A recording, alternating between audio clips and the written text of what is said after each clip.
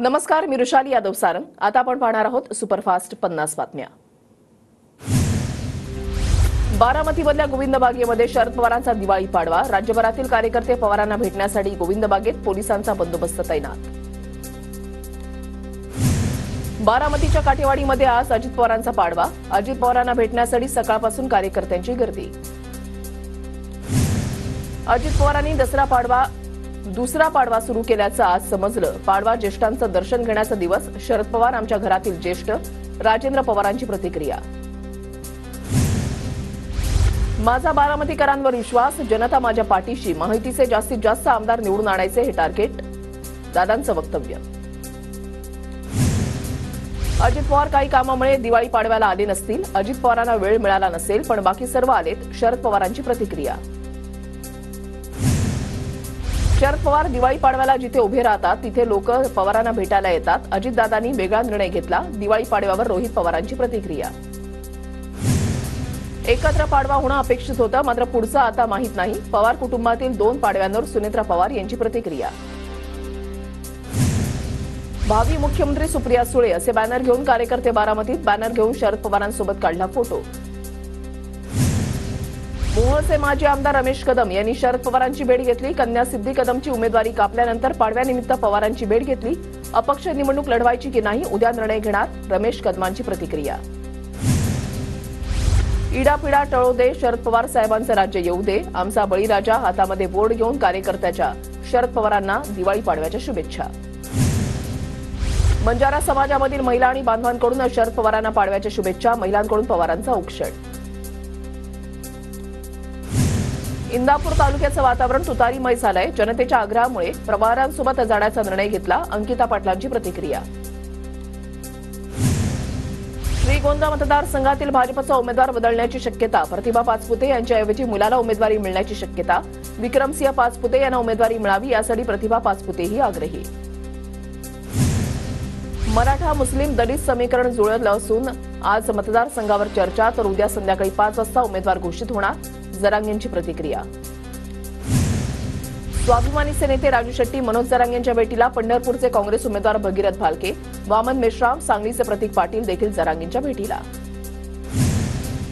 मुस्लिम धर्मगुरू सज्जाद नोमणी यांचं शिष्टमंडळ जरांगे पाटलांच्या भेटीला। नोमणी यांचं शिष्टमंडळ आणि मनोज जरांगे पाटील यांच्यामध्ये चर्चा। विधानसभा निवडणुकीनंतर ओबीसी आरक्षण थांबवलं जाणार। वंचित बहुजन आघाडीचे नेते प्रकाश आंबेडकरांचं वक्तव्य।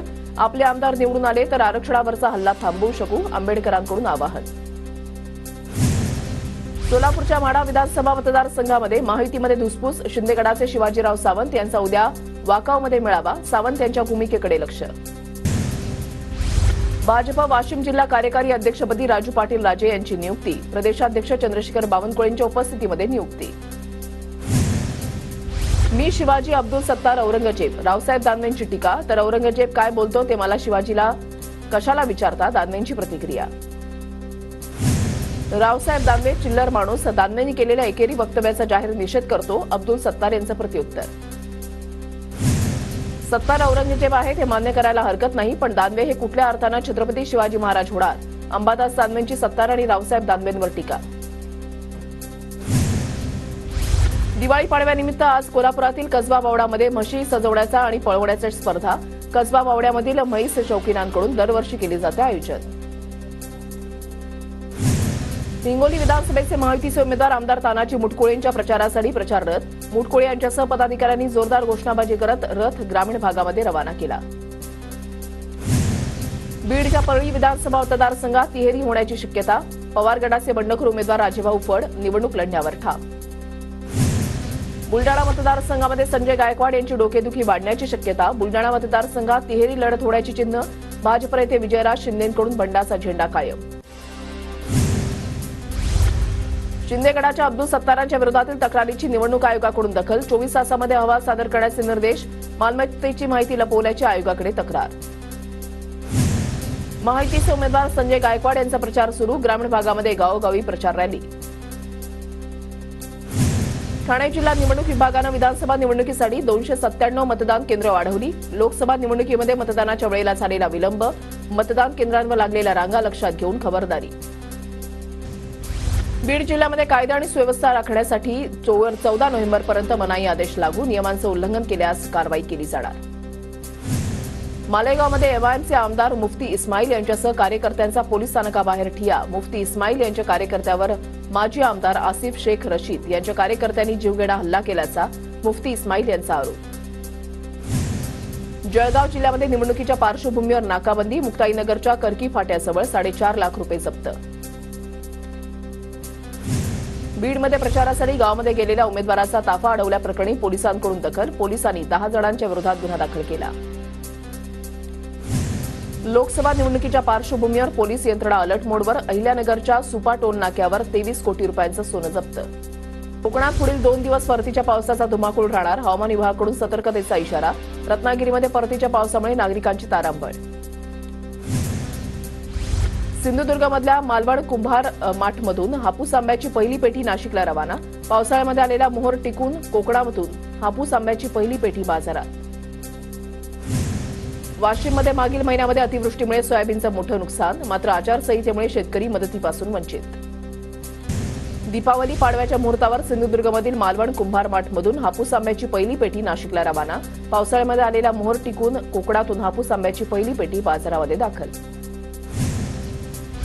भुसावळमध्ये चिमुकल्यांनी साकारली विशालगडाची प्रतिकृती. चिमुकल्यांकडून दिवाळीनिमित्त किल्ला बनवण्याची परंपरा कायम. सांगलीच्या बाजारपेठेमध्ये दिवाळी पाडव्याच्या मुहूर्तावर हळदीचे सौदा. राजापुरी हळदीला 14,100 इतका उच्चांकी दर.